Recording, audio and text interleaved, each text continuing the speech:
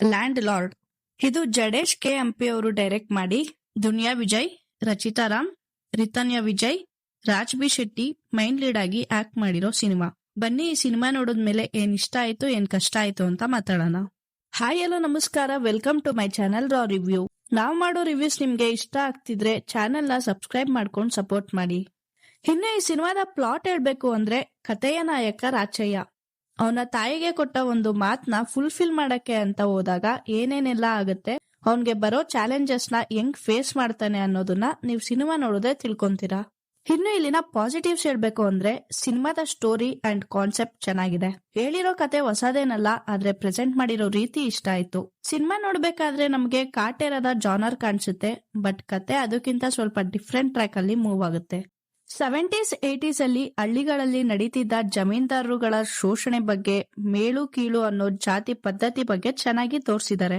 ಇನ್ನು ಕ್ಯಾರೆಕ್ಟರ್ಸ್ ಗಳ ಪರ್ಫಾರ್ಮೆನ್ಸ್ ಬಗ್ಗೆ ಹೇಳ್ಬೇಕು ಅಂದ್ರೆ, ದುನಿಯಾ ವಿಜಯ್, ರಚಿತಾ ರಾಮ್, ರಿತನ್ಯಾ, ರಾಜ್ ಬಿ ಶೆಟ್ಟಿ ಎಲ್ಲರ ಕ್ಯಾರೆಕ್ಟರ್ಸ್ಗೂ ಒಳ್ಳೆ ಡೆಪ್ತ್ ಇದೆ. ಅವ್ರ ಪ್ರೆಸೆನ್ಸ್ ಕೂಡ ಸ್ಕ್ರೀನ್ ಮೇಲೆ ಅಷ್ಟೇ ನೀಟ್ ಆಗಿ ಕಾಣಿಸುತ್ತೆ.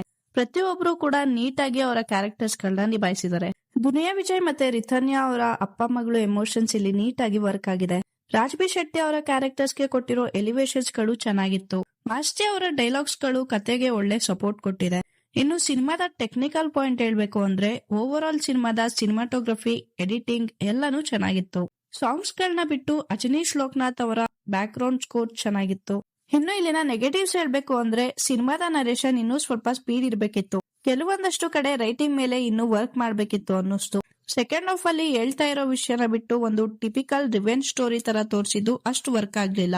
ಕಥೆಯಲ್ಲಿ ಇನ್ನೂ ಸ್ವಲ್ಪ ಟ್ವಿಸ್ಟ್ ಟರ್ನ್ಸ್ ಇದ್ದು ಚಾಲೆಂಜಸ್ ಗಳು ಜಾಸ್ತಿ ಇದ್ದಿದ್ರೆ ಚೆನ್ನಾಗಿರ್ತಿತ್ತು.